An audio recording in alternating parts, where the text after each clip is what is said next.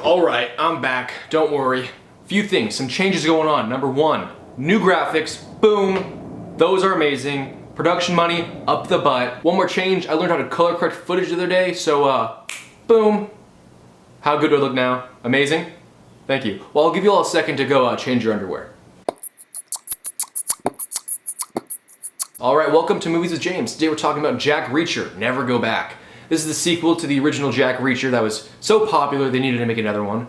It's based off the books by Lee Childs that no one reads. It's called Jack Reacher, Never Go Back. Spoiler, he goes back. Let's talk about it. Alright, so Jack Reacher, Never Go Back got a 37% on Rotten Tomato. That sounds about right for this kind of movie. And check out this critic's review. It serves as a title sequel and a warning.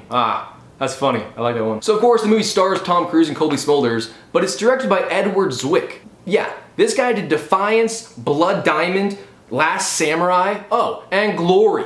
Edward, what are you doing directing Jack Reacher? This movie is like the lowest Tom Cruise production besides like the Church of Scientology's pretend we're a religion so we can avoid paying taxes ceremony. In his defense though, it's actually a pretty extravagant ceremony with a lot of money involved, so the story kind of follows the classic Jack Reacher tale of a guy who's kind of a nomadic ex-military badass. He comes back to realize, oh no, the government, the police, the military, the entire state of Louisiana are all corrupt drug dealers. And it's up to Jack and his girlfriend, Robin Sparkles, to prove their innocence and take down the drug dealers. Oh, and he may have a daughter. That's pretty much the story. Alright, so let's talk about the goods of this movie. I don't really have any on the top of my head. Oh, I got one. So from the books of Jack Reacher, he's described as being a very large, strong, smart, calm soldier who uses his superior intellect and overall strength to take down bad guys. What actor should we get to play a very large, smart, calm, strong and muscular soldier?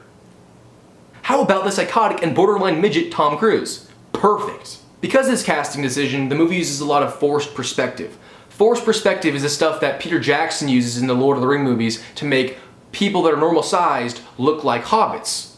Jack Reacher does the same thing except in order to make hobbits look like normal sized people. It was incredibly well done. At moments I was actually intimidated by little Tom Cruise. I'm not hating on Tom Cruise, he's a great actor, very successful. Oh, fun fact, his teeth are asymmetric. Yeah, Good luck getting that one out of your head. The movie also does a great job of sticking to classic traits that badass characters have. For example, throughout the movie, Jack Reacher goes to multiple diners. He'll order food, he'll get it, and then he'll leave without eating. There's no time to eat, you gotta go fight crime. Classic action movie tactic, very well done. So that's kind of the goods of the movie.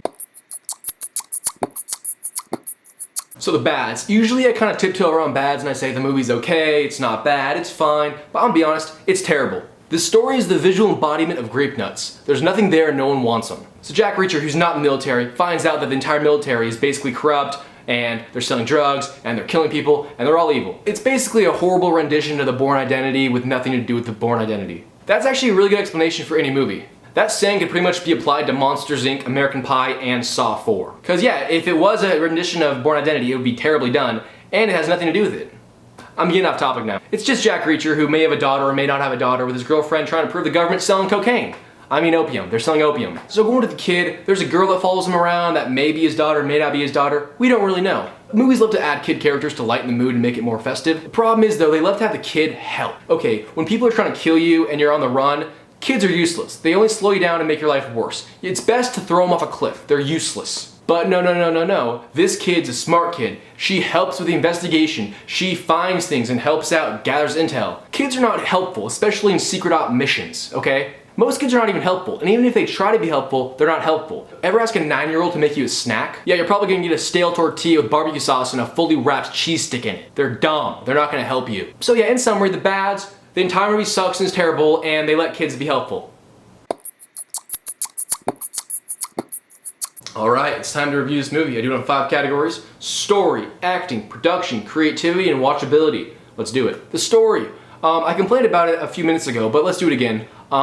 Jack Reacher and his girlfriend and his maybe daughter are convinced the government's selling drugs. Yeah, they are. They catch them. Story's a 0.5. Acting. Look, I'll be honest, Tom Cruise, amazing actor. You know why? Because he's crazy. Crazy people can actually believe they're a different person. He doesn't think I'm Tom Cruise and I'm gonna pretend to be a soldier. No, he honestly believes he is Jack Reacher and he needs to stop the government from selling opium. That's his job. He honestly is not an actor. He just becomes different people because he's crazy. And by the way, that's a compliment, okay? That's not easy to do. It's very hard. A lot of people wish they could do that. It's kind of like the upcoming M. Night Shyamalan movie, Split, with James McAvoy, how he changes personalities. Same concept. Colby Smulders, Robin Sparkles. Great job. She's a great actress. That's why she's in these movies. Nothing to say good, nothing to say bad. Good job. The little girl, I didn't like you. Tommy brought it up, everyone else brought it down.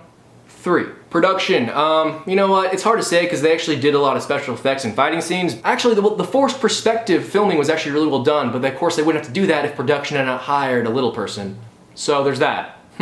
Production, 1. Creativity. Since it's a sequel, it's automatically docked 2 points, so highest I can get is a 3. Probably one of the least creative movies I've seen in my entire life. 0.25. Watchability. In the theater, I almost considered strangling myself. You know, about 75% away through the movie, I was pretty much in a lot of pain from boredom, and I was almost hoping I was in Aurora. That was kind of dark. Dark Knight. Oh, jeez. Okay.